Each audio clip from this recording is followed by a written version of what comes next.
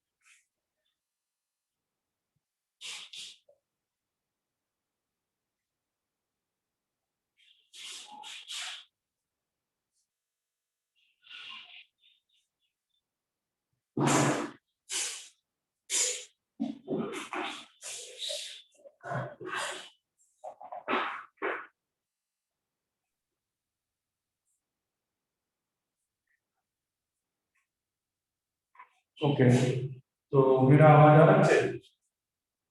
Yes sir.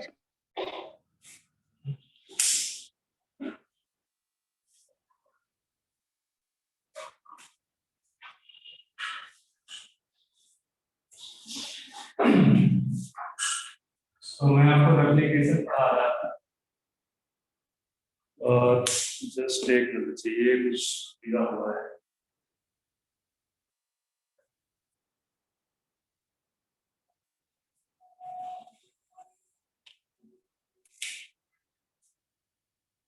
तो जितनी भी चीजें मुझे पहले पढ़ानी थी डीएनए के रिस्पेक्ट में, वो मैंने सारी आपको बता रखी हुई है। सर्च ऑफ जेनेटिक मटेरियल के रिस्पेक्ट में जितने एक्सपेरिमेंट्स हैं वो मैंने सारे बता रखे हुए हैं, ठीक है। अब इसके बाद मैंने आपको न्यूक्लियोसोम मॉडल भी बता दिया था कि किस तरह से क्रोमोसोम्स बेसिकली कंडेंस होता है, ठीक है। मैंने आपको बताया था कि जो क्रोमैटिन मटेरियल है, क्रोमैटिन, ठीक है, ये कंडेंस होता है। या आप ये बोल सकते हो कि जो डीएनए है वो डीएनए पहले क्रोमैटिन मटेरियल में कंडेंस होता है, फिर ये क्रोमैटिन आपका ड्यूरिंग मेटाफेज क्रोमोसोम में कन्वर्ट होता है, ठीक है। मेटाफेज के दौरान ये क्रोमोसोम्स में कन्वर्ट होता है। तो बेसिकली इस दौरान ये जब क्रोमैटिन से क्रोमोसोम्स में कंडेंस होता है, कन्वर्ट हो रहा है, ठीक है, तो उस दौरान इसमें बेसिकली एडिशनल कुछ क्रोमोसोमल प्रोटीन होती है जिसको बोलते हैं नॉन हिस्टोन क्रोमोसोमल प्रोटीन, जो बेसिकली एसिडिक प्रोटीन, ठीक है। ये बेसिकली जो क्रोमैटिन है, ठीक है, और ये कहां से बना है, जो बेसिकली पॉलीन्यूक्लियोटाइड्स हैं, double helix DNA double helix जो है वो जो कि थिन थ्रेड फॉर्म में प्रेजेंट, थिन थ्रेड फॉर्म में प्रेजेंट है, ठीक है। वो बेसिकली पहले क्रोमैटिन में चेंज होता है और इसी दौरान इस क्रोमैटिन में आपको कौन सा स्ट्रक्चर दिखता है, लीड्स ऑन स्ट्रिंग स्ट्रक्चर, ठीक है, लीड्स ऑन स्ट्रिंग। और ये जो लीड्स ऑन स्ट्रिंग स्ट्रक्चर है बेसिकली इसमें आपको क्या देखते हैं, न्यूक्लियोसोम। ये जो लीड्स है, ये जो लीड्स है बेसिकली क्या है, जो है न्यूक्लियोसोम।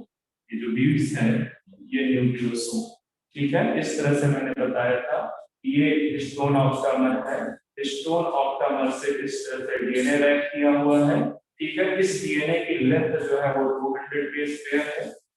ये जो हिस्टोन ऑक्टामर है इसमें आपके जो है क्या कहते हैं 8 मॉलिक्यूल हैं ऑफ 4 हिस्टोन के 8 मॉलिक्यूल्स, ठीक है। और इनको पैक करने के लिए एक एडिशनल हिस्टोन आया है जिसको बोलते हैं हिस्टोन। इतनी सारी बातें आपको याद रखनी चाहिए। बात समझ में आ रही है? Yes sir. Yes sir. इतना सारा मैंने बता दिया। तो अब मैं पहले आपको दो हाइपोथेसिस बताऊंगा, ठीक है, दो हाइपोथेसिस बताऊंगा। एक है सेंट्रल डोग्मा हाइपोथेसिस और दूसरी है आरएनए बर्ड हाइपोथेसिस, ठीक है। तो पहले आप देखो central dogma hypothesis, central dogma hypothesis. जो सेंट्रल डोग्मा हाइपोथेसिस है वो क्या बोलती है कि जो ट्रांसफर है genetic information, transfer of genetic information, वो यूनिडायरेक्शनल, यूनिडायरेक्शनल, ठीक है।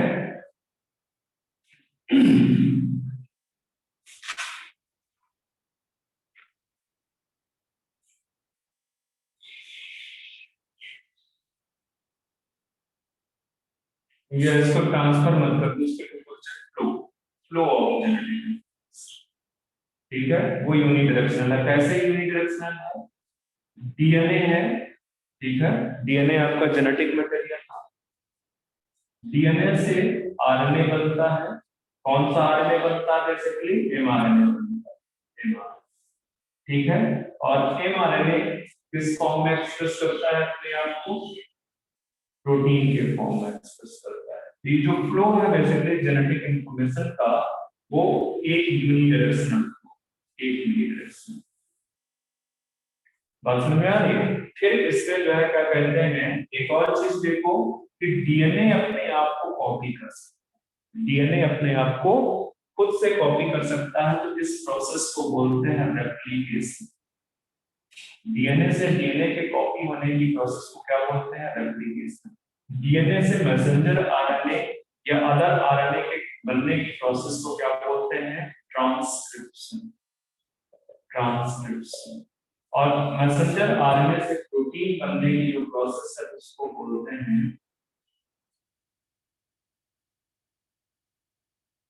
ट्रांसलेशन। ये है central dogma. According to central dogma hypothesis, the flow of genetic information is unidirectional.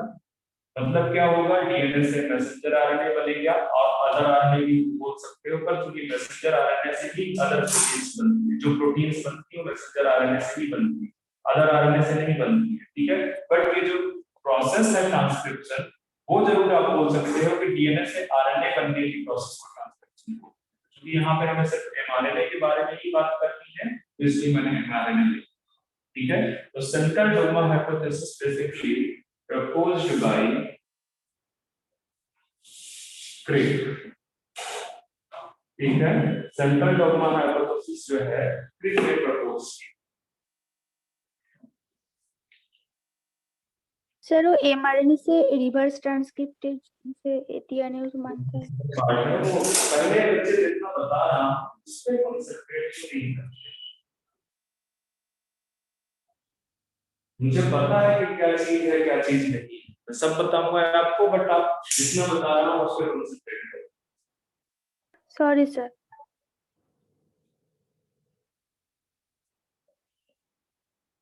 अब देखो, इसके बाद आया modification,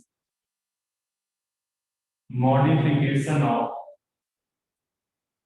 central dogma hypothesis.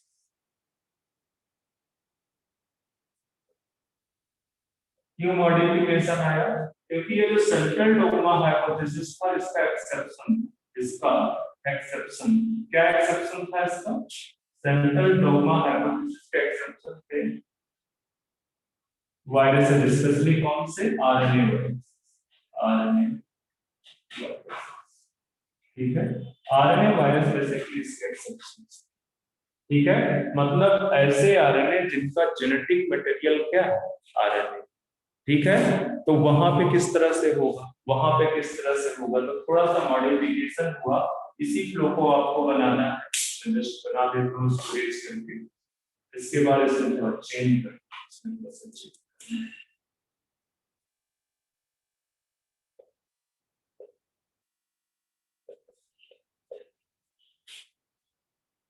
RNA से बनेगा डीएनए, आरएनए से बनेगा डीएनए, और इस प्रोसेस को हम बोलेंगे क्या?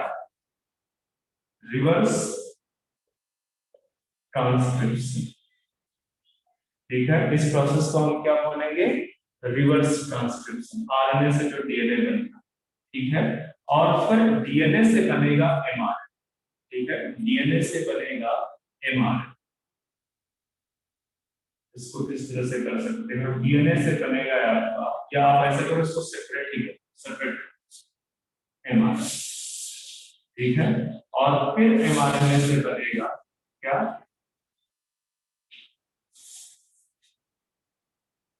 प्रोटीन, ठीक है। तो basically RNA virus central dogma hypothesis के एक्सेप्शंस थे। वहां पे जो फ्लो ऑफ जेनेटिक इंफॉर्मेशन है वो यूनिडायरेक्शनल नहीं है, ठीक है, यूनिडायरेक्शनल नहीं है। इसको इसीलिए मैं इसमें बना रहा था ताकि आपको लगे कि जो समझ में आए कि unidirectional flow of genetic information नहीं है, ठीक है। डीएनए से मैसेंजर आरएनए, ये जो डीएनए बन रहा है इसको बोलते हैं कॉम्प्लीमेंट्री डीएनए, या शार्ट में इसको बोलते हैं सीडीएनए। ये जो कॉम्प्लीमेंट्री डीएनए है ये आपका बन रहा है कहां से, आरएनए, जो कि बेसिकली क्या है, genetic material of RNA virus, ठीक है, जेनेटिक मटेरियल आरएनए वायरस। तो अगर आरएनए वायरस का केस होगा तो जो फ्लो ऑफ जेनेटिक इंफॉर्मेशन है वो यूनिडायरेक्शनल नहीं है, flow of genetic information is not unidirectional. ये मॉडिफिकेशन में बोला गया है, इज नॉट यूनिडायरेक्शनल। जो सेंट्रल डॉग्मा हाइपोथेसिस का मॉडिफिकेशन है वो बोल रहा है कि जो फ्लो है जेनेटिक इंफॉर्मेशन का दैट इज नॉट यूनिडायरेक्शनल, वो यूनिडायरेक्शनल नहीं।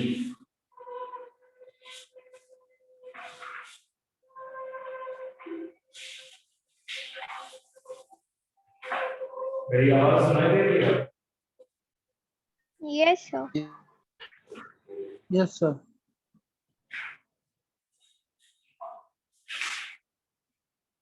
जस्ट उतना मुझे एक चीज देखना है।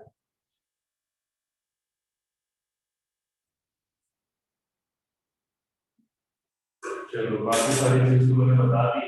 एक और इसी के एक और पॉइंट दिखा दो, फिर इसके बाद एक और हाइपोथेसिस है, आरएनए वर्ड हाइपोथेसिस, वो बताना है, ठीक है, वो बताना है। तो ये जो प्रोसेस हो रही है आरएनए से डीएनए बनने की, इस प्रोसेस को बोलते हैं रिवर्स ट्रांसक्रिप्शन। इसमें जो एंजाइम, बिना एंजाइम के तो नहीं होगी ना रिएक्शन। ये जो एंजाइम है वो है बेसिकली क्या, रिवर्स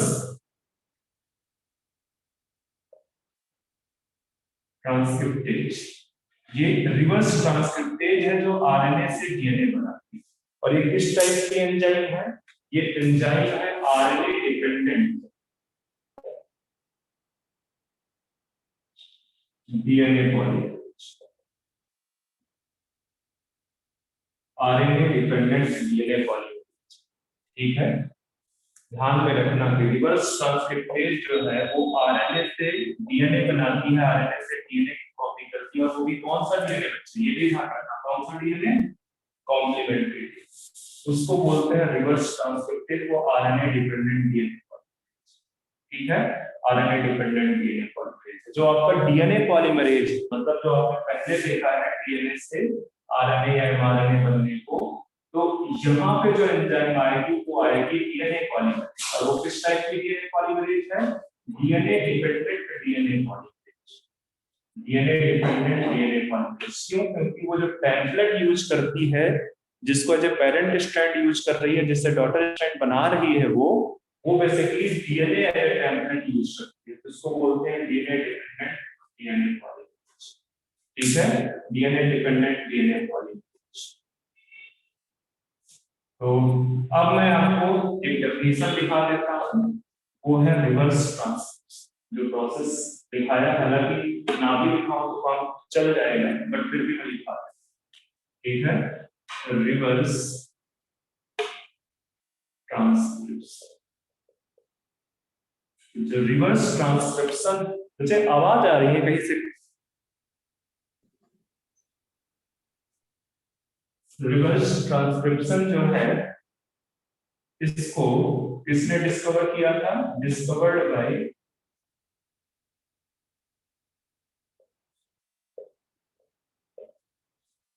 एंड बाल्टीमोर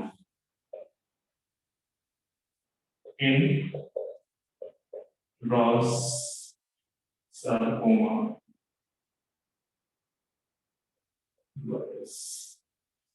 ठीक है, वहां पे डिस्कवर हुआ था।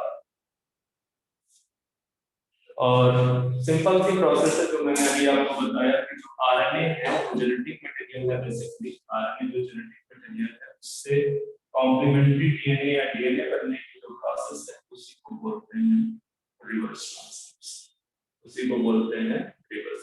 ठीक है, तो आप लिख सकते हो copying the process of कॉपिंग of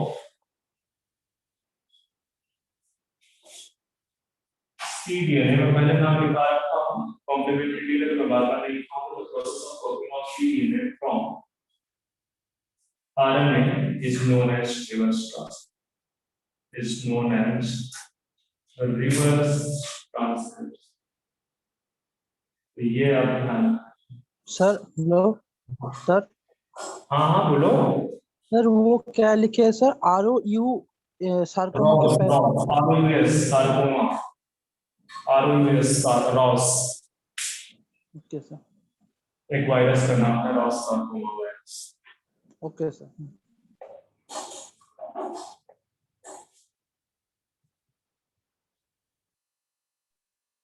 sir नीचे वाला मत मिटाइए। बैक चले जाओ, जो है ना लाइन पे जाओ बैक, तो आपको मिल जाएगा लिखना। हाँ हाँ सर, यूट्यूब में देखते हैं सर। चलो, तो अब एक और हाइपोथेसिस है जिसको बोलते हैं आरएनए वर्ल्ड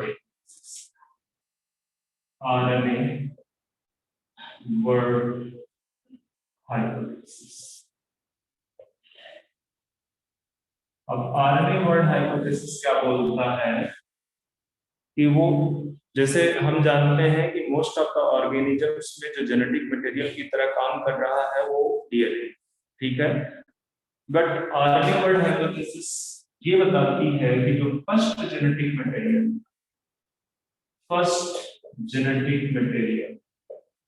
ऑन अर्थ में जो फर्स्ट जेनेटिक मटेरियल बना वो क्या बना?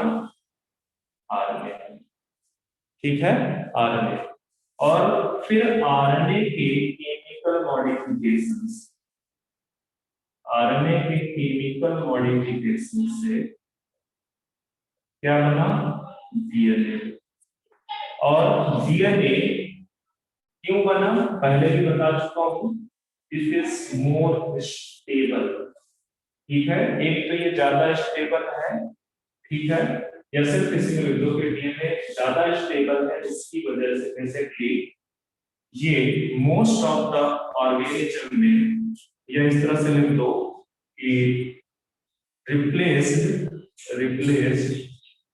RNA as genetic material in most of organisms, genetic material in most of the organisms, ज्यादातर ऑर्गेनिजम्स में इसने जेनेटिक मटेरियल के फॉर्म में आरएनए को रिप्लेस बाय केमिकल मॉडिफिकेशन। अब आपको पता है केमिकल मॉडिफिकेशन कहां एक तो राइबोज शुगर पे हुआ तो चेंज हो गया डीऑक्सीराइबोज पे। दूसरा जो यूरेसिल था, यूरेसिल में मॉडिफिकेशन हो गया, उसको चेंज कर दिया था, ठीक है, मैं पहले भी बता चुका। तो आरएनए वर्ल्ड हाइपोथेसिस के अकॉर्डिंग अर्थ का जो पहला जेनेटिक मटेरियल है वो आरएनए। आफ्टर दैट इसमें जो केमिकल मॉडिफिकेशन हुए उससे डीएनए बना, और चूंकि ये ज्यादा स्टेबल था इसकी वजह से बेसिकली इससे ज्यादा स्टेबल था, इसकी वजह से ये ज्यादातर ऑर्गेनिज्म में, मोस्ट ऑफ द ऑर्गेनिजम्स में जेनेटिक मटेरियल की तरह काम कर रहा, ठीक है। इसके बाद जो है क्या कहते हैं, एक और चीज देखो कि जो आरएनए वायरसेस है, चूंकि इसमें रेट ऑफ म्यूटेशन बहुत ज्यादा है, rate of mutation is faster in RNA, rate of mutation जो है ज्यादा तेज है, तो बेसिकली रेट ऑफ एवोल्यूशन की इनमें रेट ऑफ एवोल्यूशन, ठीक है, वो भी फास्टर होगा, जल्दी फास्टर। अभी सब एप्लीकेशन स्टेटमेंट को आप दिमाग में रखें कि अगर म्यूटेशन का रेट ज्यादा होगा तो एवोल्यूशन का भी रेट क्या होगा, ज्यादा। बात समझ में आ रही है कि एवोल्यूशन का भी जो रेट है वो ज्यादा होगा। Yes sir. चलो आगे बढ़ते हैं। तो ये आरएनए वर्ड हाइपोथेसिस मैंने आपको बता दी। आरएनए वर्ड हाइपोथेसिस के अकॉर्डिंग तो फर्स्ट जेनेटिक मटेरियल है अर्थ में, वो कौन सा है, RNA. RNA. After that, RNA was replaced by DNA by chemical modification. अच्छा, यहाँ पे मुझे दिखाना चाह रहा था, एक तो ये स्टेबल है, स्टेबल होने की वजह दो है, एक तो ये केमिकल मॉडिफिकेशन, दूसरा इसका डबल स्टैंडर्ड। ठीक है, इसका स्टेबिलिटी का एक रीजन है, ठीक है, एक रीजन तो आपका केमिकल मॉडिफिकेशन है और दूसरा रीजन क्या है इसका, बताओ, double standard. RNA double standard नहीं है ना, ठीक है, इसके डबल स्टैंडर्ड केमिकल मॉडिफिकेशन से स्टेबिलिटी आई और दूसरी स्टेबिलिटी का रीजन क्या था उसका, अपने आप में डबल स्टैंडर्ड। ठीक है, तो उसकी वजह से जो चेंजेस होते हैं वो चेंज कम होते हैं। ठीक है, चेंज कम होते हैं और इसको इसमें जो एरर की प्रोसेस है, मतलब म्यूटेशन आने का जो रेट है, क्योंकि ये एक दूसरे को कॉपी कर रहे हैं, एक दूसरे को कॉपी कर रहे हैं, तो जो रेट ऑफ म्यूटेशन है यहाँ पे स्लो हो जाती है। और रेट ऑफ म्यूटेशन स्लो होने का एक और रीजन है कि यहाँ पे कॉपी मैकेनिज्म होने की वजह से जो रिपेयर की प्रोसेस, रिपेयर अगर सपोज करो इस वाले में आ गया म्यूटेशन, तो स्टिल यहाँ पे तो उसकी कॉपी प्रेजेंट है ही ना, तो ये बेसिकली क्या करेगा, जब एंजाइम आएगी तो इसकी हेल्प से इसको रिपेयर करेगा। ठीक है, ये बेसिकली रिपेयर की प्रोसेस होने की वजह से इसमें जो रेट ऑफ म्यूटेशन है, रेट ऑफ म्यूटेशन है वो क्या है, स्लो। रेट ऑफ म्यूटेशन जो है रिपेयर होने की वजह से, और रिपेयर क्यों हो पा रहा है, क्योंकि वो क्या है, डबल स्टैंडर्ड, वो डबल स्टैंडर्ड। तो डबल स्टैंडर्ड होने की वजह से रिपेयर होने की प्रोसेस आई और रिपेयर होने की वजह से रेट ऑफ म्यूटेशन क्या हो गया, डीएनए में स्लो। ठीक है, स्लो हो गया। तो अब यहां से हम आगे बढ़ते, यहां से हम आगे बढ़ते,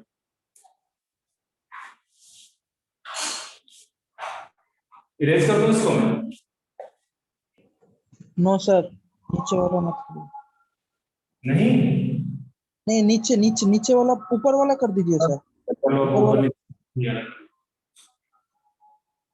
मैं एक बार फिर से ब्लूटूथ कनेक्ट करने की कोशिश कर रहा हूं, रुकना जरा सा। ठीक है,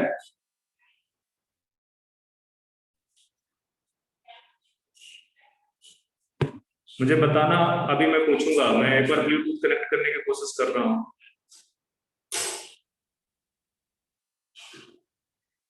हो गया सर, पोच दीजिए।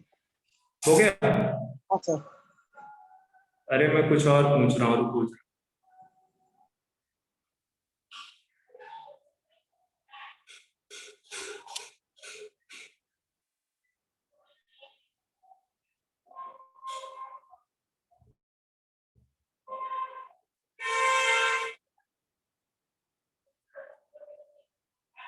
हेलो, मेरी आवाज आ रही है बच्चे? हाँ सर, आ रहा है सर। अरे वो कनेक्ट नहीं हो रहा, अभी भी स्पीकर पे ही है। नहीं सर, अभी दिखाई दे रहा है तो।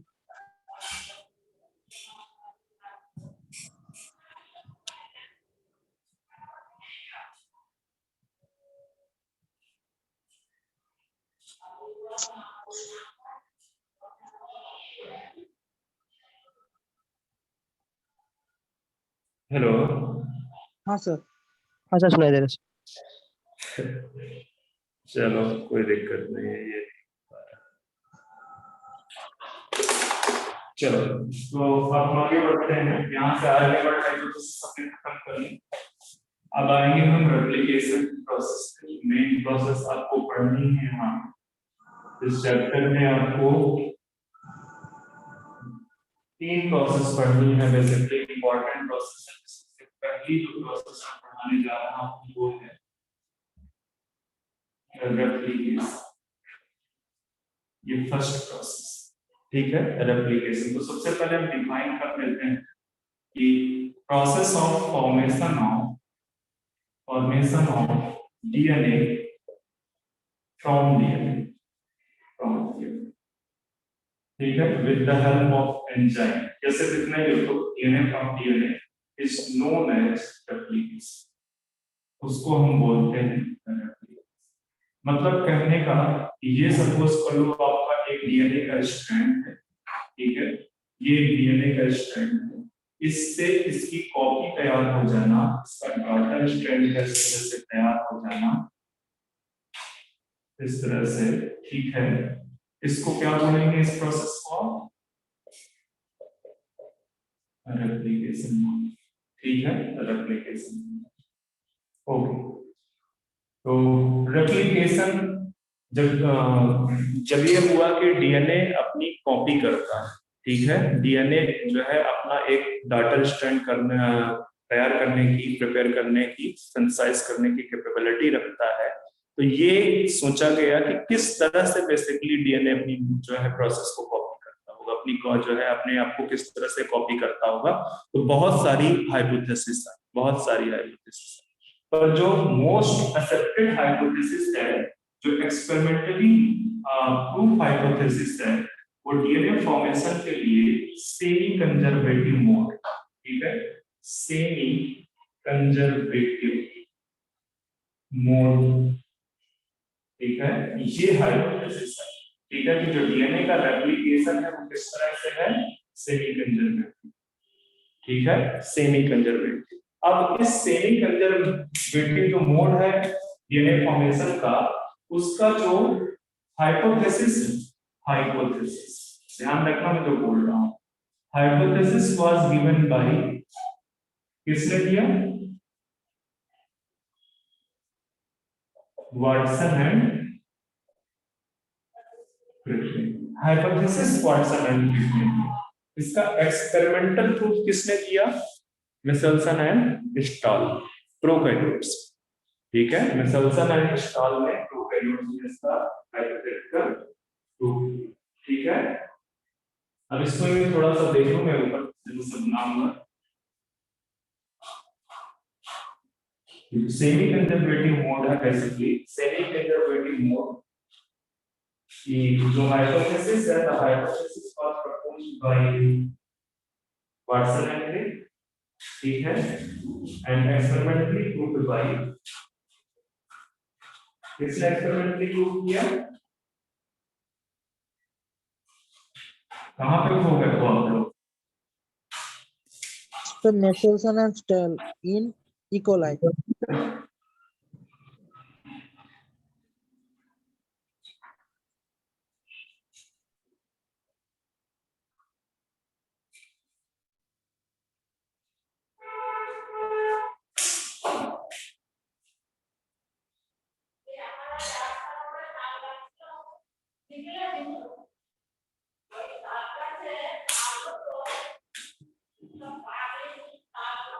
एक मिनट, गड़बड़ हो रहा है।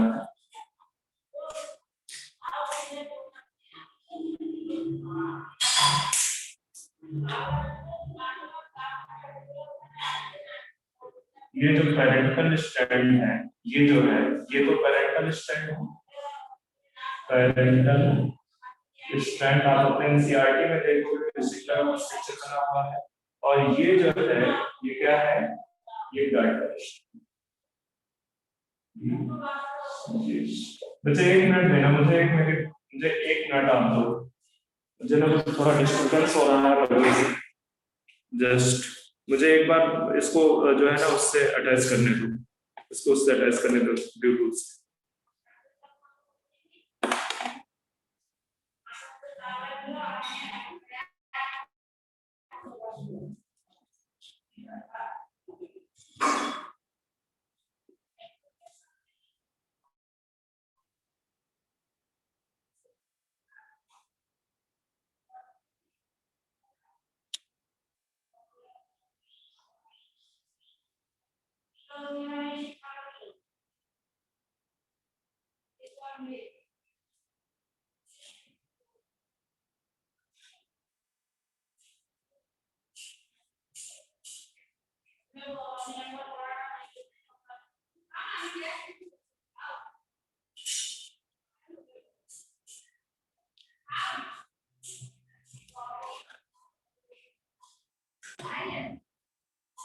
हाँ बच्चे, मेरी आवाज आ रही है क्या आपको? Yes sir. Yes sir. Speaker सही आ रहा है एक्चुअली।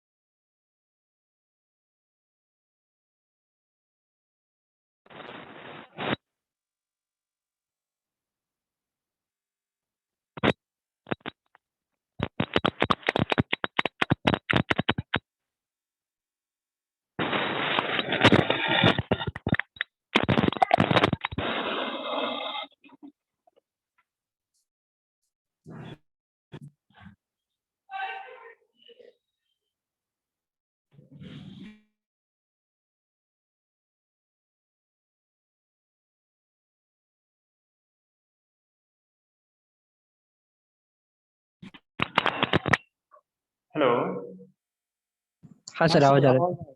आ रही है ना? हाँ सर।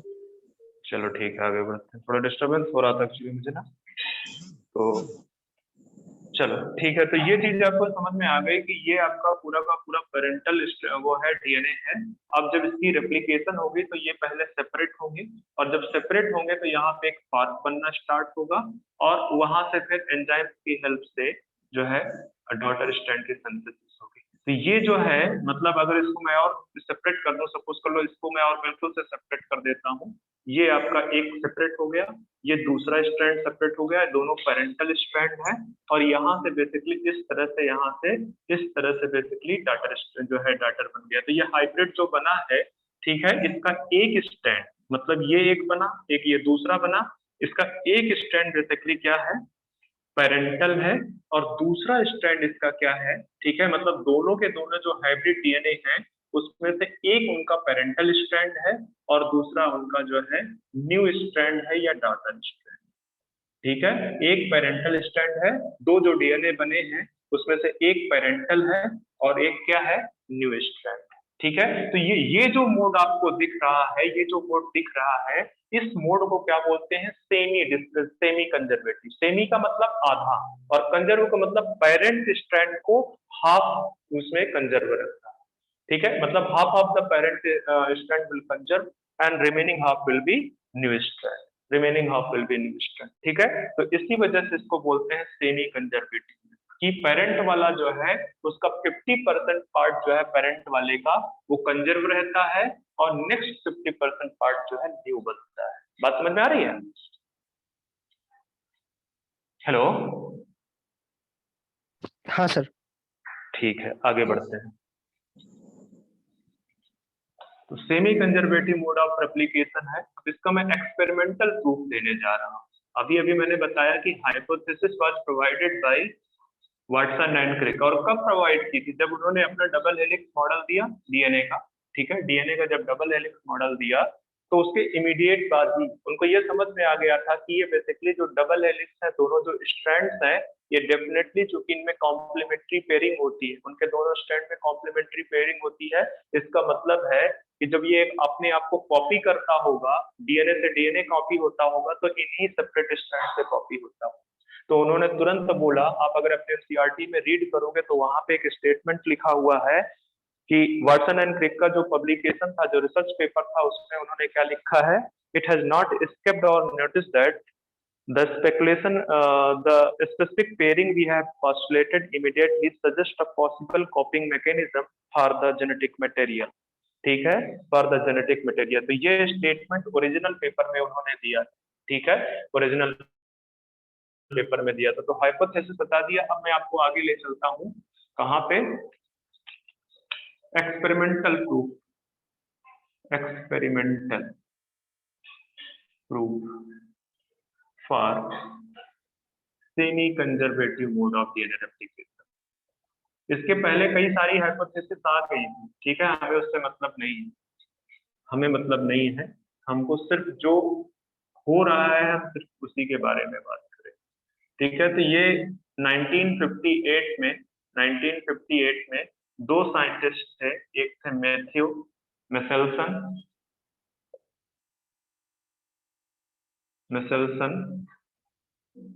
और दूसरे थे स्टॉल, ठीक है। किस ईयर में? 1958, ठीक है। इन्होंने अपने हाइपोथेसिस में ये बोला कि जो मोड ऑफ डीएनए रेप्लिकेशन है, वो क्या है? सेमी कंजर्वेटिव, ठीक है। मतलब हाफ पार्ट कंजर्व रहेगा और हाफ पार्ट जो है क्या हो जाएगा, नया बन जाएगा, हाफ पार्ट नया बन जाएगा, ठीक है। तो अब देखो इनका जो फर्स्ट सेट एक्सपेरिमेंट है, फर्स्ट पार्ट यहाँ पे देखो आप पहले कि ई कोलाई पे काम कर रहे थे। किस पे काम कर रहे थे? ई कोलाई पे। और ई कोलाई को इन्होंने एक न्यूट्रिएंट मीडिया में ग्रो कराया, न्यूट्रिएंट मीडिया। और इस न्यूट्रिएंट मीडिया में नाइट्रोजन जो था वो नाइट्रोजन 15 रन दिया, नाइट्रोजन 15 दिया, ठीक है। और ये नाइट्रोजन 15 है क्या? This is heavy isotope, not radio isotope. ये हैवी आइसोटोप है किसका? नाइट्रोजन का ये हैवी आइसोटोप, ठीक है। नॉर्मल कौन सा होता है? N14, नॉर्मल N14 होता है, ये हैवी है, ठीक है। इसमें ई कोलाई को ग्रो करा, तो जब सेवरल जनरेशन तक ग्रो कराओगे, ठीक है, ग्रो फॉर सेवरल जनरेशन, बहुत सारी जनरेशन तक आप ग्रो कराओगे तो होगा क्या, ठीक है, होगा क्या कि ये जो ई कोलाई है इसके जेनेटिक मटेरियल में and other nitrogen containing compound में क्या आ जाएगा? नाइट्रोजन 15 आ जाएगा, ठीक है। तो आप ये बोल सकते हो कि सेवरल जनरेशन में ग्रो कराने के बाद नाउ ई कोलाई कंटेन या ई कोलाई, ठीक है, कंटेन ही लिखो, contain N15 in its genetic material, या डीएनए, ठीक है। अपने जेनेटिक मटेरियल में ये क्या रखेगा? N15 रखेगा। आप और भी लिख सकते हो and other nitrogen compound containing compound, nitrogen containing compound, other nitrogen containing compound, ठीक है। तो ये फर्स्ट सेट था, ये पहला सेट था कि ई कोलाई लिया, ई कोलाई को न्यूट्रिएंट मीडिया में ग्रो कराया जहाँ पे नाइट्रोजन 15 प्रेजेंट था। सेवरल जनरेशन, काफी सारी जनरेशन तक जब ये ग्रो कराते रहे तो इसके अंदर का जितना भी नाइट्रोजन था वो नाइट्रोजन 15 पे कन्वर्ट हो गया, वो नाइट्रोजन 15 पे कन्वर्ट हो गया। अब दूसरा देखो, कॉपी कर लिया इसको? Yes yes sir.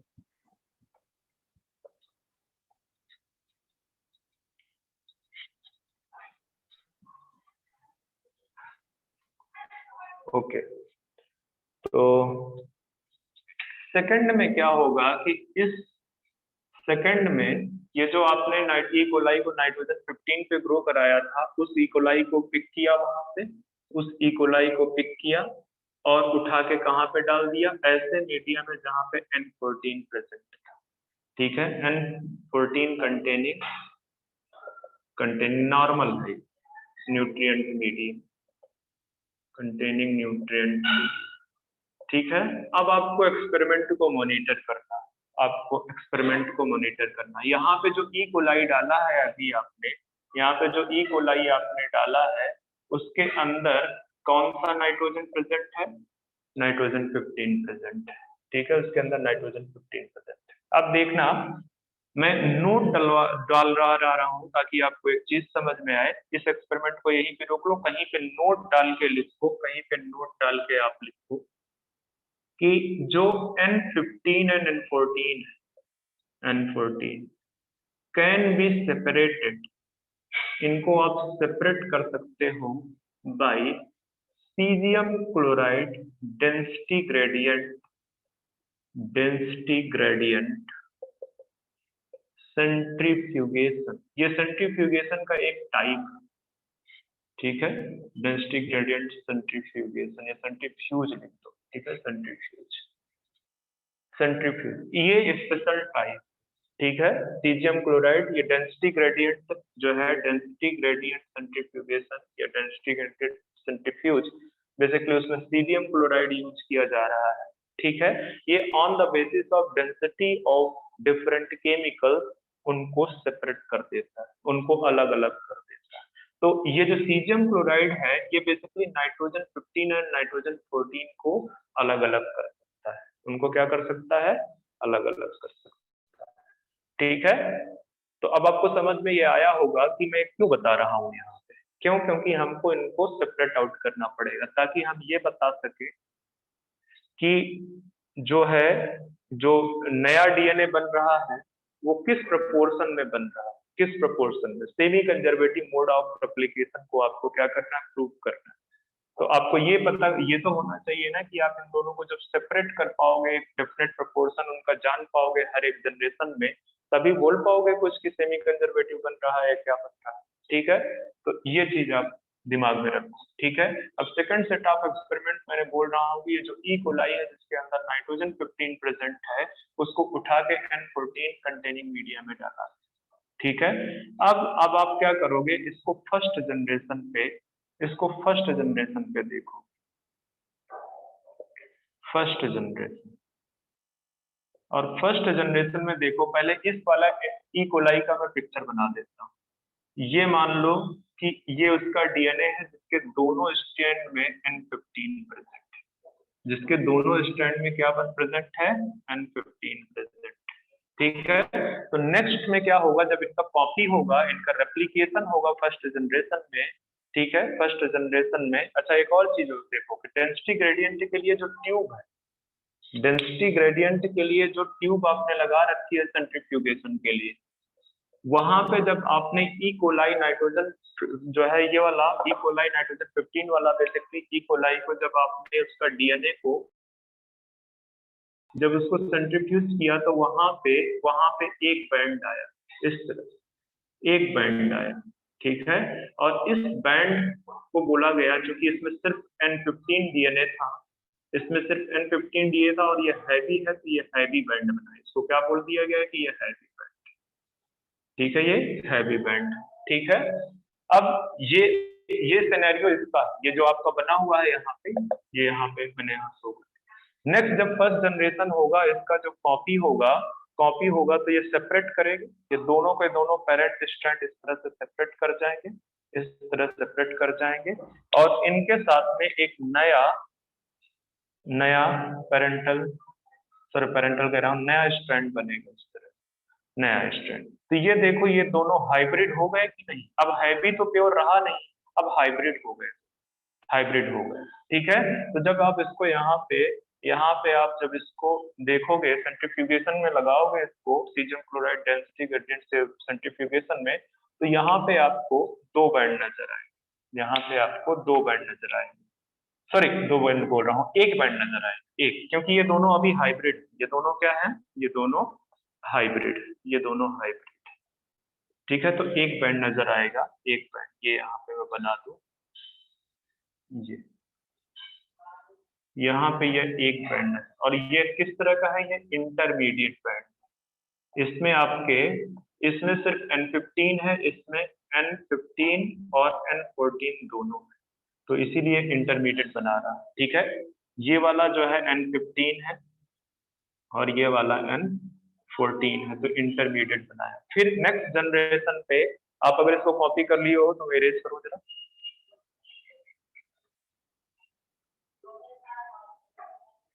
Yes sir. ठीक है। अच्छा आपके एनसीईआरटी में इसको N15 लिखा हुआ है, तो आप भी लिखो, नहीं तो कंफ्यूज हो गए, यहाँ पे N15 N14 होगा, दोनों स्टैंड को एक्चुअली बोल रहा है ना, दोनों स्टैंड को दिखा रहा है, ठीक है। तो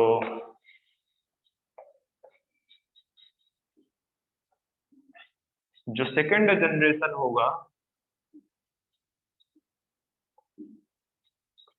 आप उसके नीचे ही एरो करना, आप इस तरह से, और इसको बोलना कि ये आपका सेकंड जनरेशन, ठीक है। तो सेकंड जनरेशन में वो जो दोनों स्ट्रैंड है वो देखो सेपरेट करेंगे। तो सेपरेट होने के बाद क्या हिसाब किताब बनेगा, इस तरह से देखो, इस तरह से ये इसका ये हो गया, इसका ये हो गया, और ये आपका N15 है, ये N14 है, ये N15 है, ये N14। ठीक है। तो जब इनका जो है ये सेपरेट होने के बाद सेकंड जनरेशन पे जब ये कॉपी करेंगे तो कॉपी तो N14 वाला होगा ना, कॉपी तो क्या होगा, N14 वाला होगा। तो ये देखो इस तरह से, इस तरह से,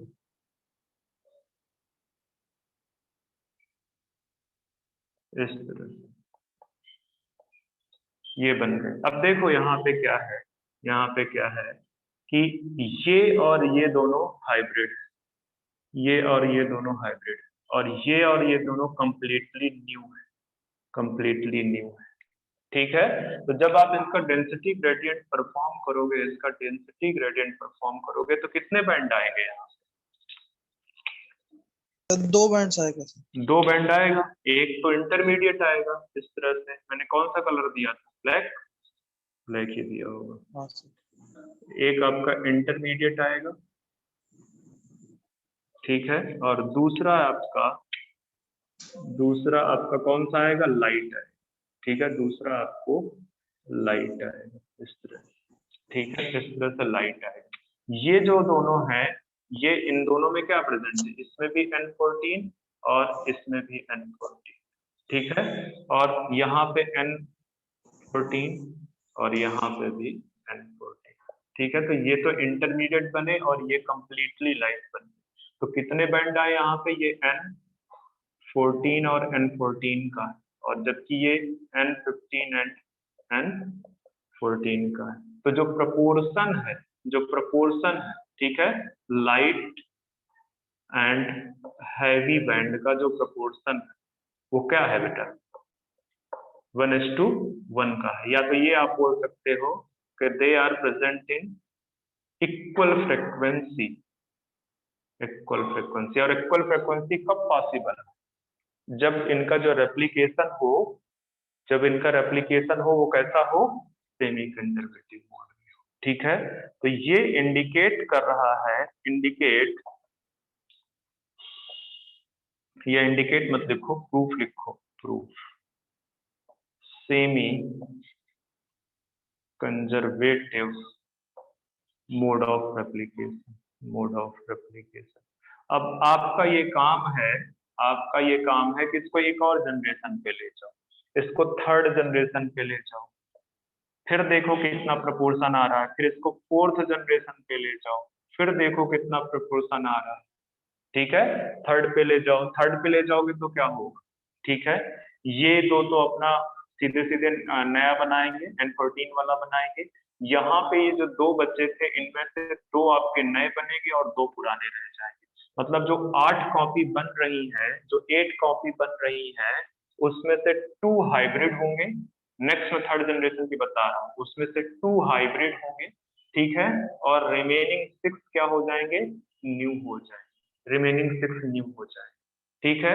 तो 1:3 का जो प्रोपोर्शन आ रहा है। इसके बाद जब नेक्स्ट जाओगे 8 के बाद 16 में, तो 16 में फिर से 2 हाइब्रिड 2 ही रहेंगे, रिमेनिंग 14 क्या हो जाएंगे, न्यू हो जाएंगे। तो इस तरह से कई बार आपसे प्रोपोर्शन पूछ लेता है या परसेंटेज पूछ लेता है कि जो पेरेंटल हाइब्रिड है बेसिकली वो कितने प्रोपोर्शन में प्रेजेंट है, ठीक है, कितना प्रोपोर्शन। तो इस तरह से आपसे पूछ सकता है। एक चीज और भी याद रखना कि जो ई कोलाई का एग्जाम्पल ले रहे हैं, हम किसका एग्जाम्पल ले रहे हैं, ई कोलाई। तो जो फर्स्ट जनरेशन है वहीं पे चाहे लिख लो, वो 20 मिनट या 18 to 20 मिनट ये होगा। सेकेंड जनरेशन में फिर फर्दर 20 मिनट के बाद 40 मिनट, ठीक है, फिर थर्ड जनरेशन में फिर ये 60 मिनट, फोर्थ जनरेशन में ये 80 मिनट। तो इस तरह से कई बार पूछ लेता है कि 20 मिनट के बाद क्या प्रपोर्शन होगा, 40 मिनट के बाद क्या प्रपोर्शन होगा, 60 मिनट के बाद क्या प्रपोर्शन होगा, 80 मिनट के बाद क्या प्रपोर्शन होगा। ठीक है, तो ध्यान में रखना मैंने आपको पूरा लेआउट ऑफ एक्सपेरिमेंट समझा दिया है कि किस तरह से उन्होंने प्रूव किया है। अब ये आपका काम है, ये मैंने बता दिया कि this is the third generation, this is fourth generation. Third generation का मतलब है ये 60 मिनट है, फोर्थ जनरेशन का मतलब है ये 80 मिनट। बात समझ में आ रही है, कोई कंफ्यूजन? यस सर, समझ गया। ठीक है।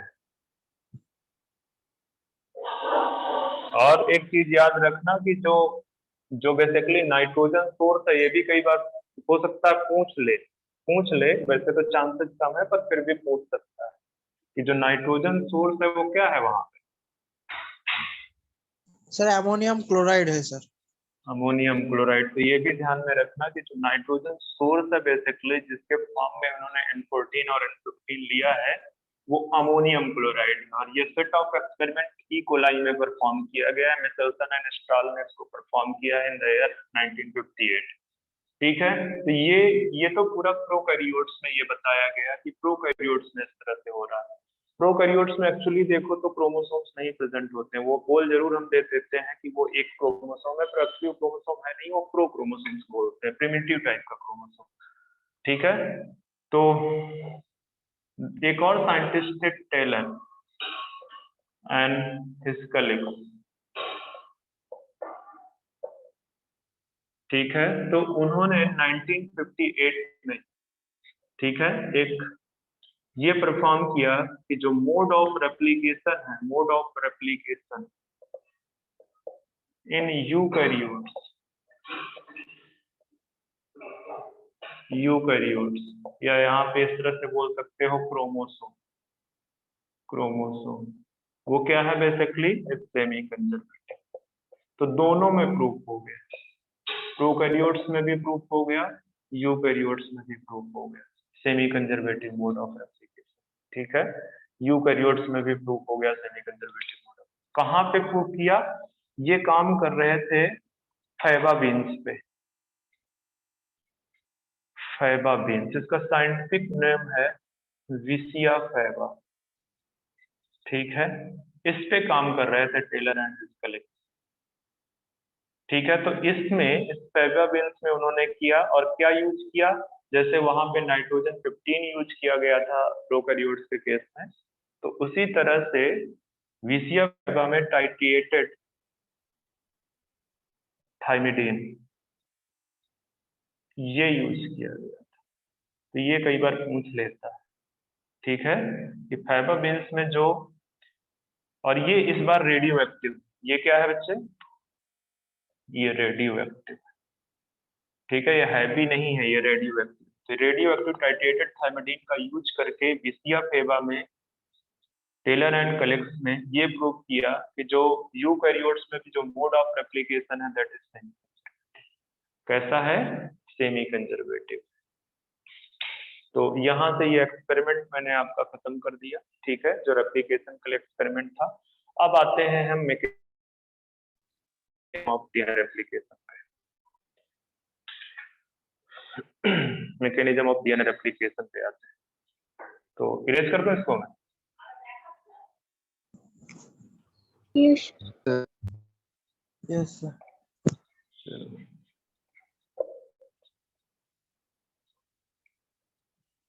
तो हर एक पॉइंट बहुत अच्छे से याद रखना।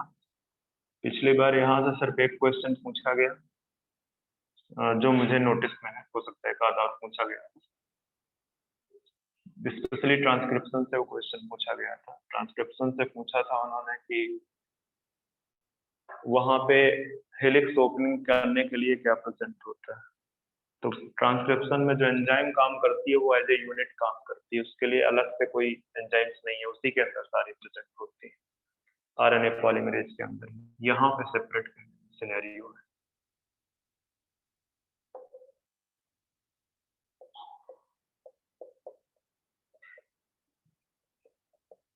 Mechanism of DNA replication. तो अगर आपको मैकेनिज्म पढ़नी है तो आपको पहले एंजाइम्स एंड टूल्स देखने पड़ेंगे, बेसिकली एंजाइम्स। ठीक है, आपको देखने पड़ेंगे डिफरेंट जो एंजाइम्स पार्टिसिपेट करते हैं। बिना एंजाइम्स के ये पॉसिबल नहीं है मैकेनिज्म। तभी आरएनए को as a genetic first genetic material बोला जाता है। क्यों? क्योंकि आरएनए के अंदर डुअल प्रॉपर्टी, वो एंजाइम की तरह भी एक्ट कर लेता है और वो जेनेटिक मटेरियल की तरह भी एक्ट कर लेता है। ठीक है, वो जेनेटिक इंफॉर्मेशन को स्टोर भी कर सकता है और वो एंजाइम की तरह भी एक्ट कर लेता है।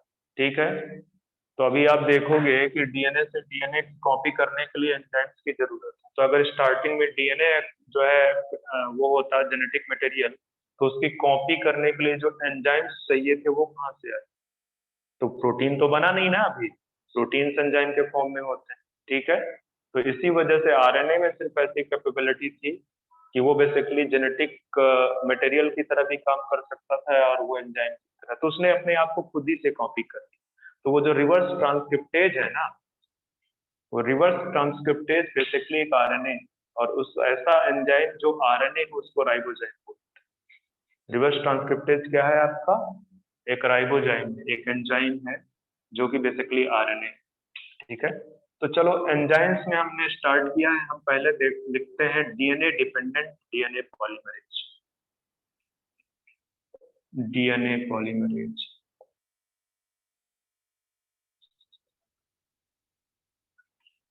डीएनए डिपेंडेंट क्यों बोल रहे हैं? क्योंकि इसका जो टेम्पलेट है वो क्या है, ये किस पे डिपेंड करता है। ठीक है, मतलब यहाँ पे मैं जैसे ये बना दूं कि ये डीएनए, तो ये इसके साथ में इस तरह से बाइंड करेंगे, इस तरह से ये एंजाइम बाइंड करे और तब जाके डीएनए की कॉपी तैयार करे, तब जाके वो डीएनए की कॉपी तैयार करेगा। ठीक है, वो एक्चुअली इस तरह से मैंने गलत बना दिया, वो इस तरह से उसको कॉपी करना स्टार्ट करेगा, कॉपी करना स्टार्ट करेगा। तो ये डीएनए डिपेंडेंट जो डीएनए पॉलीमरेज है, ये बेसिकली क्या करता है? एडिशन ऑफ पॉलीन्यूक्लियोटाइड, या आप ये बोल सकते हो पॉलीमराइजेशन ऑफ न्यूक्लियोटाइड्स। यहाँ पे लिख दो, एक मिनट, आप उसमें में क्या लिख रखा है? हाँ लिख दो, catalyse the polymerisation of, catalyse the polymerisation of nucleotides. Nucleotides का पॉलीमराइजेशन को कैटलाइज करता है कौन? DNA dependent DNA polymerase. ठीक है, इसकी जो ये जो डीएनए डिपेंडेंट पॉलीमरेज है, ये आपको in case of prokaryotes, in case of prokaryotes में आपको 3 टाइप के देखने को मिलेंगे। कौन कौन से?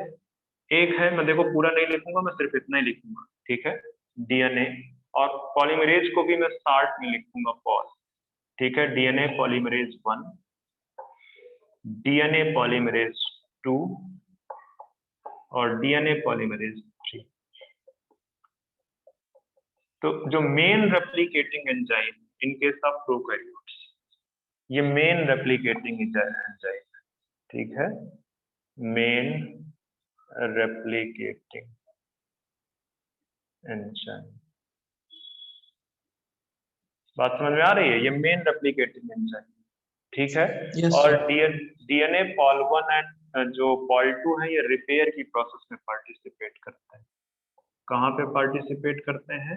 रिपेयर प्रोसेस, या आप ये भी बोल सकते हो प्रूफ रीडिंग में पार्टिसिपेट करते हैं। चलो आगे बताता हूँ, इसको इरेज करना पड़ेगा स्पेस बनाने के लिए।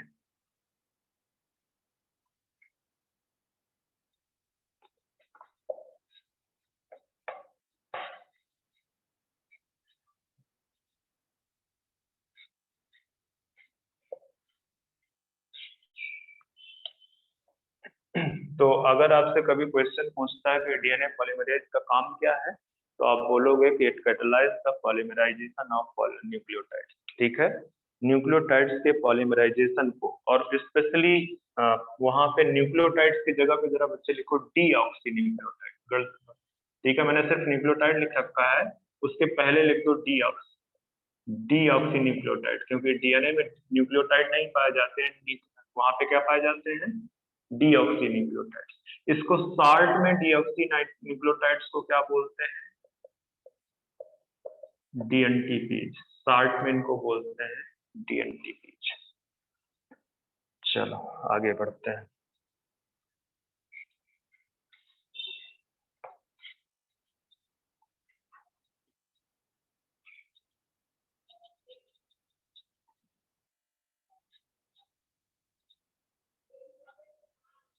अब हर यहाँ पे जितनी भी आपके पास पॉलीमरेज एंजाइम है, जितनी भी मैं डीएनए पॉलीमरेज पे डायरेक्ट बता रहा हूँ कि जितनी भी पॉलीमरेज एंजाइम 3 टाइप के आपको प्रोकैरियोट्स में दिख रहे हैं, उनके पास में 2 एबिलिटी होती है, ठीक है।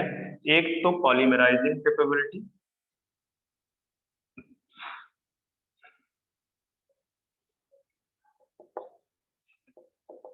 ठीक है, पॉलीमराइजेशन की एबिलिटी, कैटलाइजिंग पॉलीमराइजेशन रिएक्शन, ठीक है। और ये जो पॉलीमराइजेशन की कैपेबिलिटी है, ये सिंथेसिस ऑफ या पॉलीमराइजेशन ऑफ डीऑक्सीन्यूक्लियोटाइड की जो कैपेबिलिटी है, इसकी एक फिक्स्ड डायरेक्शन होती है, 5 प्राइम टू 3 प्राइम, ठीक है। ये सिर्फ 5 प्राइम टू 3 प्राइम डायरेक्शन में ही डीएनए पॉलीमरेज जो है पॉलीमराइजेशन करवा सकती है। न्यू जो डीएनए की सिंथेसिस है सिर्फ किस डायरेक्शन में कर सकती है, 5 प्राइम टू 3 प्राइम। बेटे सो गए हो क्या आप लोग? No sir. तो फिर इंटरेक्शन नहीं है, जीरो है पूरी तरह से इंटरेक्शन आपका। इसके अलावा आपका जो है क्या कहते हैं इसमें आप ये बोल सकते हो प्रूफ रीडिंग, या तो बोल दो प्रूफ रीडिंग, या आप ये बोल दो एक्सोन्यूक्लियेज कैपेबिलिटी, एक्सोन्यूक्लियेज कैपेबिलिटी, ठीक है। प्रूफ रीडिंग क्या है ये मैं बता देता हूं, कहीं पे नोट डाल के लिख लो, ठीक है। Correction of wrong base pair या wrong deoxynucleotide, nucleotide deoxy nucleotide by correct one is known as proof reading, उसको आप बोलते हो प्रूफ रीडिंग, ठीक है। तो ये प्रूफ रीडिंग की कैपेबिलिटी आपके किसके पास होती है, डीएनए पॉलीमरेज के पास, ठीक है। तो अब ये हो सकता है कि प्रूफ रीडिंग की कैपेबिलिटी 5 प्राइम टू 3 प्राइम हो या 3 प्राइम टू 5 प्राइम, दोनों डायरेक्शन में हो सकती है, ठीक है, दोनों डायरेक्शन में हो सकती है। तो जो आपकी डीएनए पॉलीमरेज थर्ड है, जो मेन रेप्लिकेटिंग एंजाइम, उसमें जो प्रूफ रीडिंग की कैपेबिलिटी, इसमें जो प्रूफ रीडिंग की कैपेबिलिटी है वो 3 प्राइम टू 5 प्राइम, वो क्या है 3 प्राइम टू पॉलीमराइजिंग कैपेबिलिटी। इसके अंदर जो पॉलीमराइजेशन की कैपेबिलिटी है, पॉलीमराइजेशन, तो वो तो ऑलवेज मैंने बोला है, ऑलवेज कैसी होगी, इसमें कोई कंफ्यूजन नहीं, पॉलीमराइजेशन की capability 5 prime to 3 prime always. तो ये क्वेश्चन बहुत ज्यादा पॉसिबिलिटी है इसके पूछने की, डीएनए पॉल 1 में या डीएनए पॉलीमरेज में जो पॉलीमराइजेशन की कैपेबिलिटी है उसकी डायरेक्शन क्या है, 5 प्राइम टू 3 प्राइम, ठीक है। प्रूफ रीडिंग की कैपेबिलिटी डीएनए पॉल थर्ड में आपके 3 प्राइम टू 5 प्राइम है। फटाफट लिखो, मेरे पास टाइम नहीं है ज्यादा। सर एक्सोन्यूक्लियस कैपेबिलिटी एक बार बोल दीजिए ना। बच्चा सेम चीज है, एक्सोन्यूक्लियस एक्टिविटी, क्या बोलना है, क्या बोलना होता है, क्वेश्चन क्लियर करो अपना। सर एक्सोन्यूक्लियस का मतलब क्या है? इम्पोर्टेंस नहीं सर, वो एक्सोन्यूक्लियस कैपेबिलिटी का मतलब क्या है? कैपेबिलिटी, एक्सोन्यूक्लियस रिपेयर में काम करता है वो।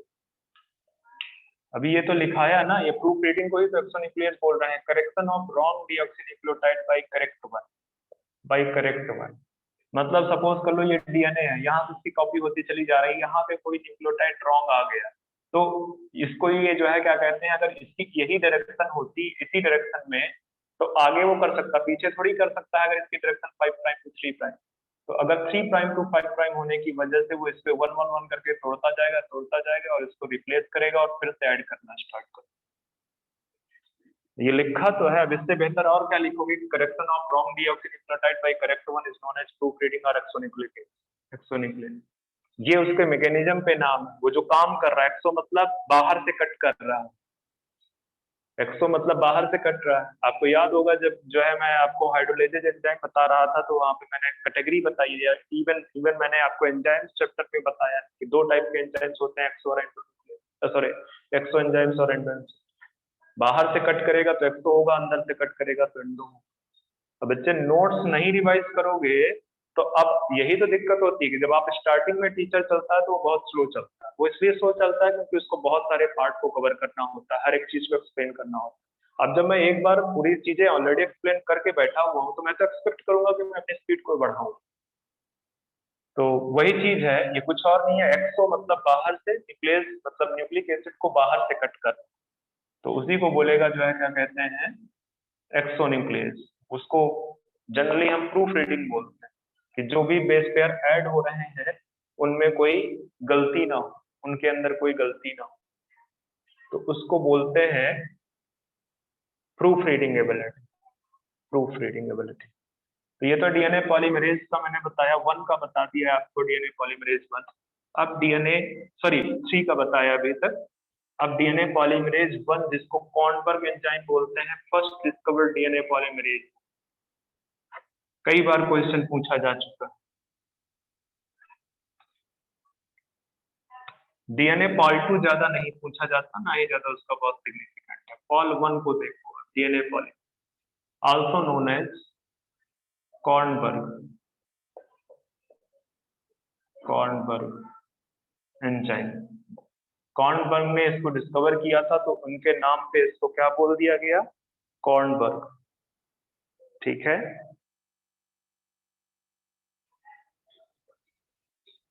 इसके अंदर जो प्रूफ रीडिंग एबिलिटी वो दोनों तरफ, मतलब ये 3 प्राइम टू 5 प्राइम भी कर सकता है और 5 प्राइम टू 3 प्राइम भी कर सकता है। और जो डीएनए पॉलीमराइजेशन की कैपेबिलिटी है वो तो मैंने पहले ही बता दिया, DNA polymerisation capability always 5 prime to 3 prime. DNA polymerisation आपकी ऑलवेज क्या होगी, 5 प्राइम टू 3 प्राइम। तो ये है बेसिकली, ये सारी चीज है। इसको कॉर्नबर्ग एंजाइम है, ये फर्स्ट डिस्कवर्ड एंजाइम नहीं, first discovered DNA polymerase. Kornberg ने डिस्कवर किया था, उन्हीं के नाम पे इसको कॉर्नबर्ग एंजाइम बोलते हैं। तो ध्यान में रखना है, ध्यान में रखना, जितनी चीजें मैंने बता दी ध्यान में रखना। तो ये तो डीएनए पॉलीमरेज जो एंजाइम बेसिकली मेन जो है पॉलीमराइजेशन का काम कर रही है, उसके बारे में मैंने आपको इतनी सारी चीजें बताई। अभी आपको मैं आगे बताता हूँ कि आगे क्या होगा।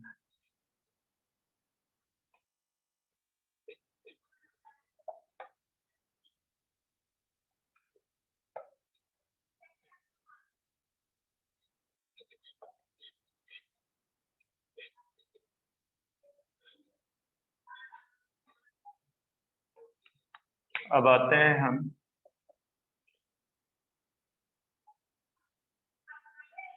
ये सपोज कर लो आपका डीएनए, ये आपका डीएनए, ठीक है। अब इस डीएनए में एक ऐसा जगह होगा, एक ऐसी लोकेशन होगी जहां से और जो है रेप्लिकेशन स्टार्ट होगा।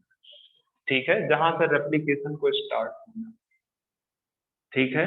और वो जो प्लेस है, ये लोकेशन जहां से रेप्लिकेशन स्टार्ट होता है उसको बोलते हैं ओरिजिन ऑफ रेप्लिकेशन। ठीक है, वहां से सपोज मैं ये बोल दूं कि इस जगह से बेसिकली रेप्लिकेशन स्टार्ट होना, इनिशिएशन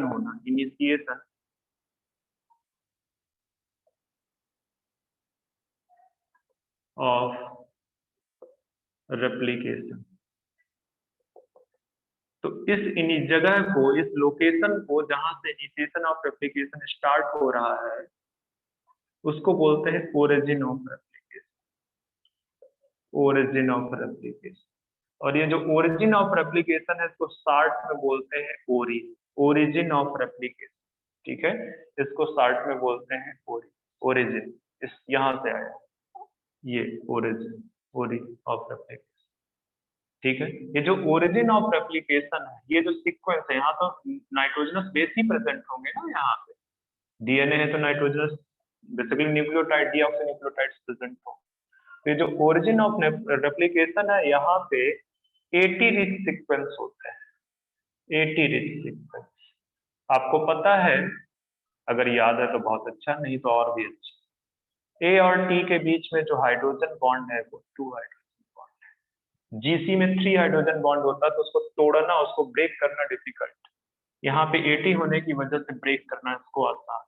ठीक है, तो ऐसा प्लेस जहां से इनिशिएशन स्टार्ट होता है रेप्लिकेशन का, that place known as origin of replication. Start में इसको ओरि से रिप्रेजेंट करते हैं। तभी रिकॉम्बिनेंट डीएनए टेक्नोलॉजी में जो वेक्टर होता है, हम वेक्टर लेते हैं ताकि उसका कॉपी हो सके। वहां पे origin of replication must, origin of replication, इसकी बहुत ढेर सारी कॉपी, रिकॉम्बिनेंट डीएनए की बहुत ढेर सारी कॉपी तैयार करनी है, तो आपको एक ऐसा वेक्टर लेना पड़ेगा जिसमें ओरिजिन ऑफ रेप्लिकेशन हो, नहीं तो कॉपी ही नहीं कर पाएगा।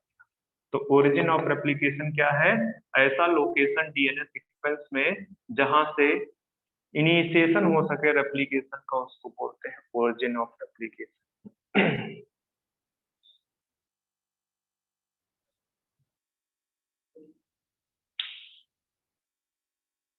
ठीक है, रेप्लिकेशन की जो प्रोसेस है वो कहीं से भी रैंडमली स्टार्ट नहीं होती, उसके लिए एक पर्टिकुलर प्लेस होता है।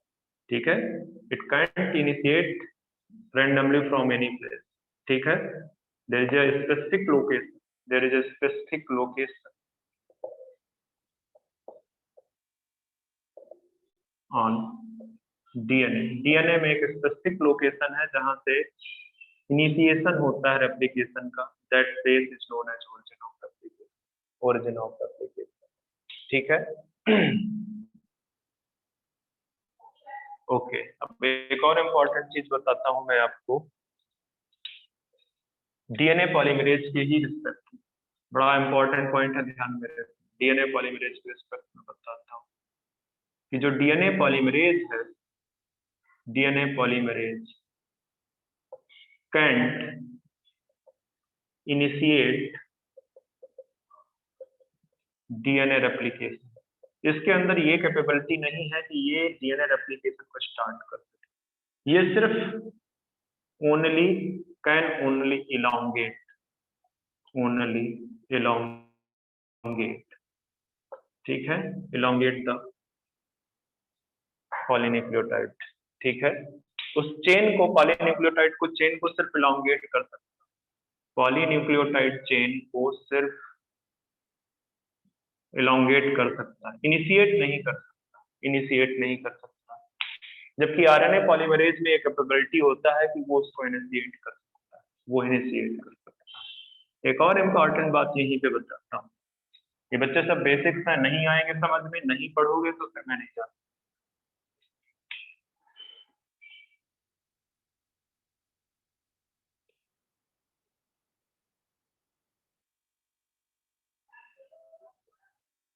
ये मैं सपोज करता हूं कि यहाँ पे origin of replication, origin of replication, तो जहां पे ओरिजिन ऑफ रेप्लिकेशन है वहां पे कुछ एंजाइम्स आएंगे जिनको बोलते हैं हेलिकेज। हेलिकेज का काम है breaking of hydrogen bond between complementary base pair, between complementary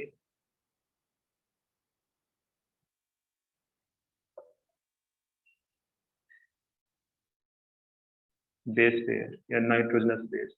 ठीक है, नाइट्रोमेंट्री बेस पेयर ही रहने दो, बेस पेयर। ठीक है, इनके बीच में जैसे एडेनिन और थाइमिन, ग्वानिन एंड साइटोसिन, तो इनके बीच जो हाइड्रोजन बॉन्ड है उसको ब्रेक करने का काम किसका है? हेलिकेज का। ठीक है, अच्छा, अब अगर हेलिकेज ने ये काम कर दिया तो ये स्ट्रक्चर देखो किस तरह से हो जाएगा। सॉरी,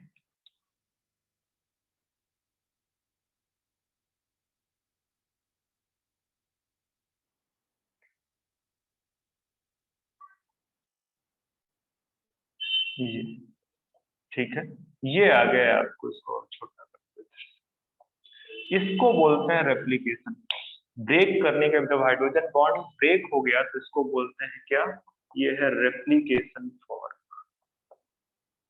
रेप्लिकेशन फॉर्क, बात समझ में आ रहा है कि after breaking the hydrogen bond between जो है क्या कहते हैं इन डबल हेलिक्स, ठीक है, डबल हेलिक्स के बीच में से जब हाइड्रोजन बॉन्ड ब्रेक कर दिया जाएंगे with the help of helicase enzyme.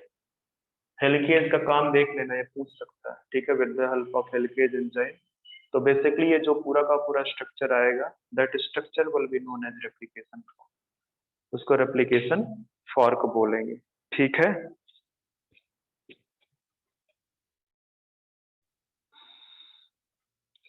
यहाँ पे एक और चीज लिख दो, बेसिकली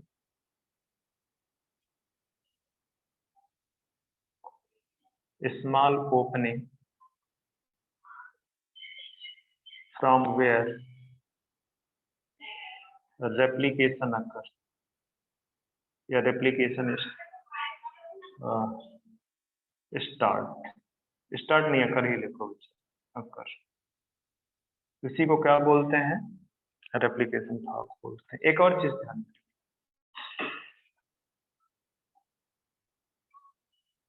एक और चीज ध्यान में रखिए, क्या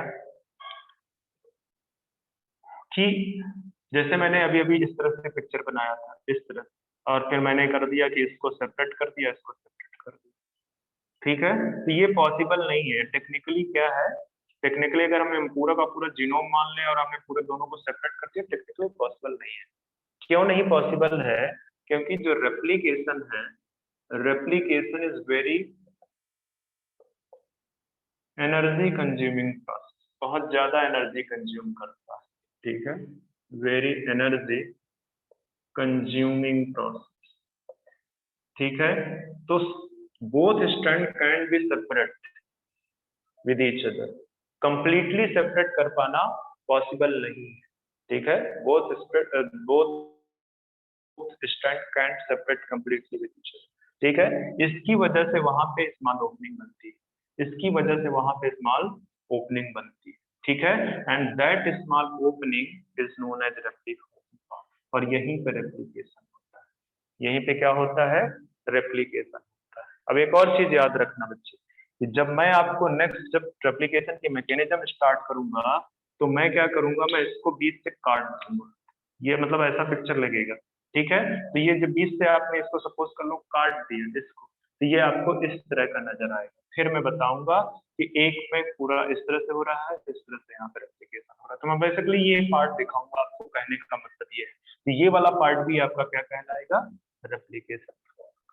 रेप्लिकेशन फॉर्क कहलाएगा। कोई डाउट है? No sir. चलो आगे बढ़ते हैं। तो याद रखना कि एनर्जेटिकली जो है, जो रेप्लिकेशन है वो बहुत ही एक्सपेंसिव प्रोसेस है, बहुत एनर्जी कंज्यूमिंग प्रोसेस है। हेलिकेज का काम क्या है, break the hydrogen bond present between complementary polynucleotide chain, ठीक है, वहां से उसको ब्रेक करने के बाद फिर एक स्ट्रक्चर अराइज होता है जहां पे रेप्लिकेशन होता है, that structure is known as replication fork, उसको रेप्लिकेशन फॉर्क करता है, ठीक है। अच्छा, हेलिकेज में एक और चीज लिख दो, कई बार ब्रेकिंग ऑफ हाइड्रोजन बॉन्ड को ये भी बोल देता है अनवाइंडिंग, उसको क्या बोल देता है, अनवाइंडिंग, इसको भी लिख सकते हो कि अनवाइंडिंग ऑफ डीएनए करवाता है हेलिकेज। इसके बाद तीसरा एंजाइम है आपका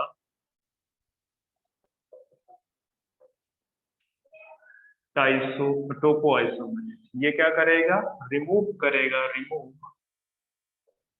सुपर कॉइलिंग। आपको पता है ना कि ये इस तरह से रैप्ड है, रैप कह रहा हूँ, गलत बोल रहा हूँ, इस तरह से एक दूसरे के ऊपर प्रेजेंट है। तो जब आप इसको हटाओगे तो इधर की तरफ ये जो कॉइलिंग है वो इधर की तरफ ज्यादा होगी कि नहीं होगी, कॉइलिंग ज्यादा होगी भाई उसमें। जैसे सपोज कर लो, ये जैसे मैंने बना दिया बड़ा सा, ये मैं इस तरह से बड़ा सा बना देता हूँ, ठीक है। मैं कह रहा हूँ कि मैं इस वाला जो यहाँ पे हाइड्रोजन बॉन्ड है इसको तोड़ रहा हूँ, तो जब मैं इसको हाइड्रोजन बॉन्ड को इस तरह से तो सपोज करो सेपरेट करूंगा, तो ये जो सुपर कॉइलिंग है इधर की तरफ बढ़ जाएगी, इधर की तरफ बढ़ जाएगी, ठीक है। तो इस सुपर कॉइलिंग को रिमूव करने का काम, मतलब जो एक्स्ट्रा कॉइलिंग आई है उसको रिमूव करने का काम किसका है? Topo isomerase. ठीक है, कैसे? By breaking and rejoining of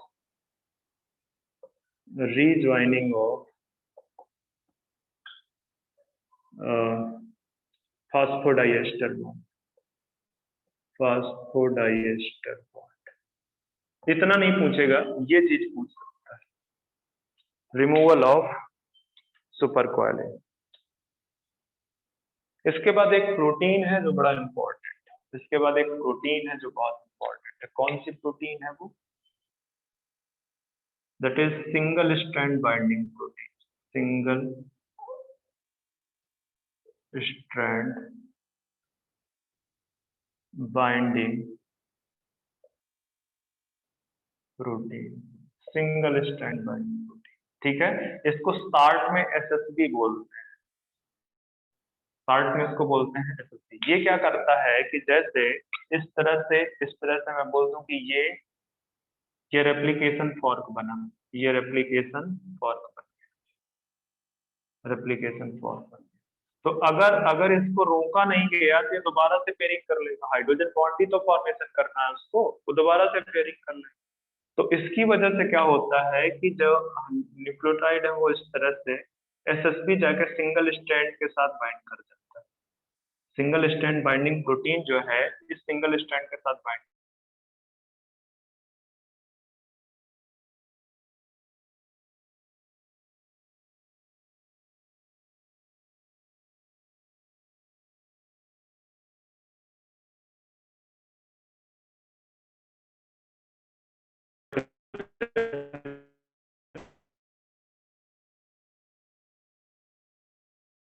sir सुनाई नहीं दे रहा है।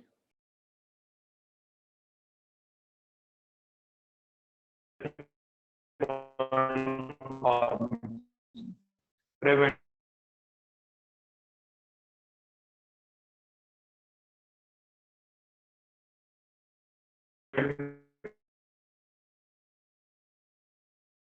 एक और चीज देखो आप, मैंने अभी क्या बताया? मैंने अभी आपको बताया कि जो डीएनए पॉलीमरेज है it can initiate polymerisation rate, start नहीं कर सकती, सिर्फ एलोंगेट कर सकती है। तो अगर स्टार्ट नहीं कर सकती है तो स्टार्ट करके कोई देगा उसको स्टार्ट करके कोई देगा। उसके लिए वहां पे प्रेजेंट होती है एक आरएनए पॉलीमरेज जिसको बोलते हैं प्राइमेज। ये a type of RNA polymerase. ये क्या है? एक टाइप की आरएनए, ठीक है, जो बेसिकली प्राइमेज क्या बनाएगी? फॉर्म आरएनए प्राइमर, ये बनाएगी आरएनए प्राइमर। और आरएनए प्राइमर क्या है? बेसिकली ये दो चीजों को जोड़ने का काम करता है। आपको कभी जो लोग ब्यूटी पार्लर जाते हैं स्पेशली, ठीक है, तो डाई वगैरह या जो है क्या कहते हैं, जो भी कलर करवाते हैं, कलर से पहले वो एक प्राइमर यूज करता है।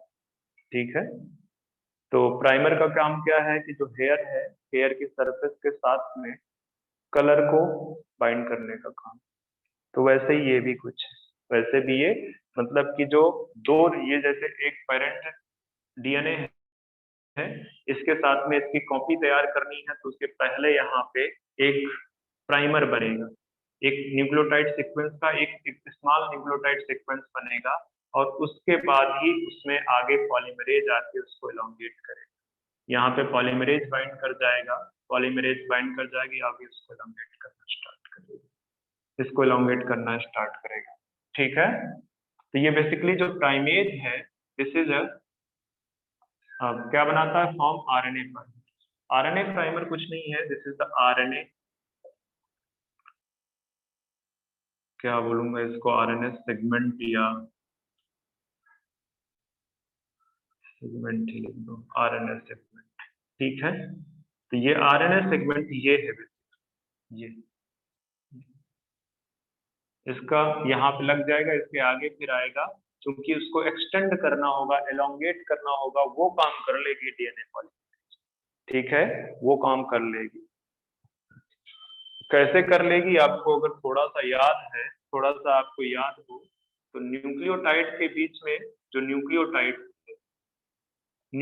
की जो शुगर थी उसमें OH ग्रुप था 3 पे, ठीक है, और दूसरा जो न्यूक्लियोटाइड था उसकी जो शुगर पे एक और जो है फास्फेट ग्रुप में, बेसिकली फास्फेट ग्रुप के पास में एक और OH ग्रुप था। इनके बीच में जो बॉन्ड बनता है वो फास्फोडाइएस्टर बॉन्ड बना देता है पूरी तरह से। तो ये 3 प्राइम OH पे है, ये 5 प्राइम है, तो 3 प्राइम OH ग्रुप बेसिकली इसका जो 3 प्राइम OH ग्रुप है वो फ्री है। इस 3 OH ग्रुप के साथ नेक्स्ट न्यूक्लियोटाइड को वो ऐड कर देगा और फिर वो आगे एडिशन करता चला जाएगा। ठीक है, तो प्राइमेज बेसिकली जो कि एक टाइप का RNA पॉलीमरेज है, एंड RNA पॉलीमरेज का हमको पता है कि it can initiate the polymerisation reaction. ठीक है, तो ये बेसिकली ये RNA प्राइमर बनाता है। ठीक है, RNA प्राइमर क्या है, एक स्मॉल RNA सेगमेंट है, स्मॉल RNA सेगमेंट है। ठीक है, needed for to initiate the needed या required to initiate polymerization, DNA polymerization, DNA polymerization को इंड्यूस करने के लिए वहां पे प्रेजेंट होगा। तो ये तो आपका हो गया क्या, RNA polymerase, DNA primase enzyme. ठीक है, इसके अलावा भी 2 और बचते हैं, एक बचता है बेसिकली एंजाइम, एक और कुछ। ठीक है, तो मैं इसको इरेज करता हूँ।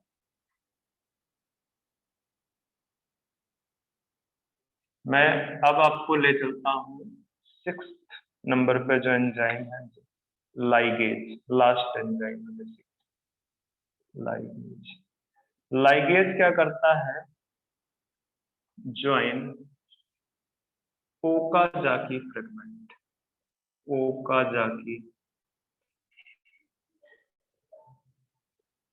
फ्रेगमेंट। ठीक है, ओकाजाकी फ्रेगमेंट को आपस में, या आप इस तरह से लिख सकते हो कि seal the 2 DNA fragment, seal the 2 DNA fragment. 2 DNA fragment को क्या करता है, सील करता है। ठीक है, सील करता है 2 DNA फ्रेगमेंट को, सीलिंग ऑफ DNA उसका काम। इसके अलावा एक और चीज यहाँ पे मुझे लिखना है जो कि एंजाइम नहीं है, इवन तो आपका SSP भी एंजाइम नहीं था। ठीक है, वो है DNTPs, deoxy nucleotide triphosphate, DNTPs। तो DNTPs के 2 काम हैं, एक तो ये सबस्ट्रेट की तरह यूज होता है, इसी से तो पॉलीमराइजेशन, इसी का तो पॉलीमराइजेशन कर रहे हैं। ये इस तरह से ये जो ऐड है ये न्यूक्लियोटाइड है या डीऑक्सी न्यूक्लियोटाइड, तो ये एक्ट एज सबस्ट्रेट की तरह भी काम कर रहा है। और second act as source of energy की तरह भी काम कर रहा है, act as source of energy as well as act as substrate. कोई डाउट है? हेलो,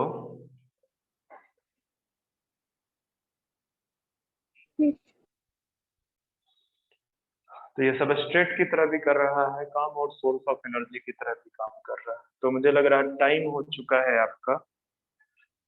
ठीक है, तो मैकेनिज्म बताने में सिर्फ 5 मिनट 7 मिनट लगेगा। मैं 2-3 पॉइंट और कवर कर देता हूँ ताकि मैं फिर 5-7 मिनट में नेक्स्ट लेक्चर में 5 to 7 मिनट में आपका ये खत्म कर दूं DNA रेप्लिकेशन। फिर इसके बाद हमारा आएगा ट्रांसक्रिप्शन होगा, ट्रांसलेशन है, चैप्टर थोड़ा बड़ा तो है ही, बट मैं बता देता हूँ कि जो DNA रेप्लिकेशन की प्रोसेस है उसमें वैसे एक पॉइंट मैं पहले भी लिखा चुका हूँ, बाकी के पॉइंट बाद के लिए हैं, पर देख लो। DNA replication semi conservative mode होता है। किस तरह से सेंसाइज होता है? सेमी कंजर्वेटिव मोड में। सेमी डिसकंटिन्यूअस भी है, सेमी डिसकंटिन्यूअस, और 2 डायरेक्शन में, मतलब 5 प्राइम to 3 प्राइम नहीं बोल सकते। ठीक है, बाई डायरेक्शनल का मतलब जब मैं आपको बताऊंगा तभी समझ में आएगा कि बाई डायरेक्शनल कैसे बाई डायरेक्शनल है वो चीज। ये मत कह देना कि जो है क्या कहते हैं दो 5 प्राइम टू 3 प्राइम या 3 प्राइम टू 5 प्राइम, वैसा नहीं है, डायरेक्शन तो सिर्फ एक ही होगी 5 प्राइम टू 3 प्राइम। पर बेसिकली डीएनए के अंदर जिस तरह से, जैसे मैं बताऊं, ये आपका रेप्लिकेशन पार्क है, ठीक है, ये रेप्लिकेशन पार्क है, ये 3 प्राइम है, ये 5 प्राइम है, ये 3 प्राइम है, ये 5 प्राइम है। तो डायरेक्शन तो ऑलवेज उसकी 5 प्राइम टू 3 प्राइम ही है। 5 प्राइम टू मतलब एक बार ये इधर से इधर सिंथेसाइज होता जाएगा 5 प्राइम टू 3 प्राइम में, ठीक है, 3 प्राइम में। दूसरा ये वाली जो है यहाँ पे इस तरह से डिसकंटिन्यू, सेमी डिसकंटिन्यू, ठीक है, सेमी। ये देखो, ये आपका 5 प्राइम है, ये 3 प्राइम, ये 5 प्राइम है, ये 3 प्राइम, ठीक है। तो उसकी डायरेक्शन बेसिकली मेंटेन रहे, डायरेक्शन मेंटेन रहेगी, पर एक डायरेक्शन ये हो गया डीएनए के अंदर, एक ये इधर से जा रहा है, दूसरा इधर जा रहा है, ये बाई डायरेक्शन। अब सिर्फ मैकेनिज्म है वो ज्यादा से ज्यादा 10 मिनट, मैक्सिमम 10 मिनट में खत्म हो जाएगी, रिमेनिंग पार्ट नेक्स्ट लेक्चर पे। तो आज के लिए बस इतना ही।